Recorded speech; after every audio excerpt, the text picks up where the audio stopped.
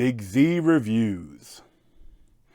Venom, Let There Be Carnage is the newest Sony Spider-Man universe movie and the sequel to a previous Venom film in the same world. And it's pretty bad, but I still had a good time in the theater. So, what you gonna do? I am a predator. I need to be free. You have got to get control of your aggression, or you will get hauled off into Area 51. You live in my body. You live by my rules. I'm sorry. I don't know what came over me. Please let me fix it so I can bring it again. You are a loser. So to start out, I did not like the original Venom film. I've seen it once, and that was in theaters when it came out. And I was thinking about seeing it again before I saw it. So I was like, I don't really think I need to. And I was right. But it does pretty much pick off right after the ending of the first one. And this one, though, was directed by Andy Serkis. But it has, Tom Hardy as Brock coming back again. And has a lot of the other characters, like his ex-fiancée or whatever, Michelle Williams, and the tease Woody Harrelson, although they got rid of the horrible wig. He still has some weird hair, and he's still weird, but it's not quite as bad as was in the movie. Although it kind of slightly is comic accurate, I think. But there's just... I think my biggest problem with this movie is that there's not much of a movie. Like, it felt very short. And it felt like there wasn't a story other than Woody Harrelson he becomes Carnage, and then he goes on a little bit of a rampage, and Tom Hardy and Venom have a bit of a split, and Venom goes and parties out in a gay club, and it's very awkward. He goes on stage, and he gives a really odd speech, and then everyone's like cheering him. And it's like, because of, anyone in the crowd's like, that 8-foot-tall monster thing, I don't think that's a costume. I think that's an alien. Like, no one does that. They're like, oh, yeah, you go, bro.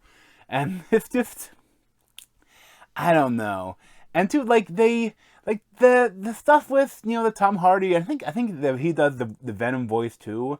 Like the couple arguing between them is kind of funny, but it's just at the same time it's kind of goofy too, and it's still super corny. And there's still nothing quite as corny as the whole you'll be tumbling down the street like a turd in the wind, but it's just I don't know. I didn't really like it. And the whole Woody Harrelson, he's not very good. And I think, too, with Carnage, like, I think, like, one of my main comic runs when I was really reading Spider-Man as a kid involved, like, Venom and Carnage. And I remember thinking that, like, Carnage is brutal. Like, I think they do versions of him for adults only. Like, it's like the blades and stuff. He chops people in half. It's vicious and in this one, because it's PG-13, there's really nothing vicious at all. Like, and the only person he literally stabs that they actually show is Venom, and there's no blood or anything. And it's just, I don't know. If you're gonna do Carnage, you gotta do some Carnage, and there wasn't very much Carnage. And the design of him, I feel like he wasn't red enough. This guy's stupid to say, but I feel like I wish he'd been brighter. And the whole film as a whole was pretty dark.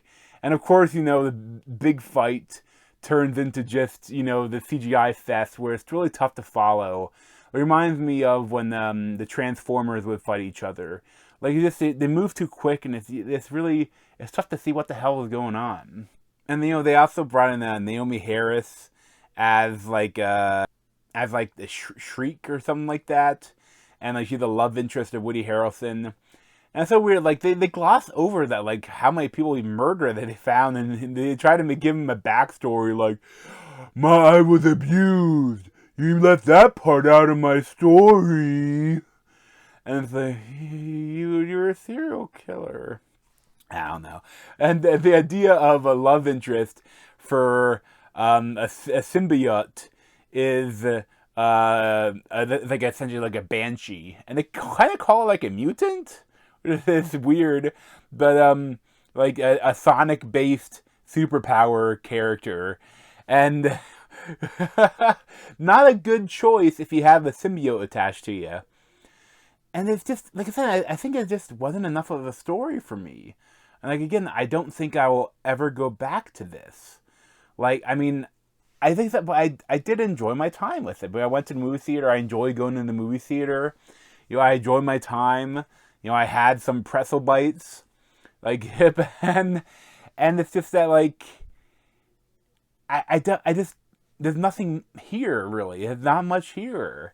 Like, Tom Hardy, he's taken such a unique take on Eddie Brock and his mannerisms and everything, and it's interesting, but it's so over the top and weird, and I don't see like what else they could do with his character, and it's just like there's no character development between him, and like it's just not much here. I'd probably give like a 5 out of 10, 5.5 out of 10. You know, I wouldn't recommend it, but if you're going to the movie theater, it's a decent time. You know, you can have some fun. You know, if you feel safe, like the theater is one thing. Like in my area, doesn't have too many people, so I wear a mask when I go in, and find a seat and take it off, and I'm good.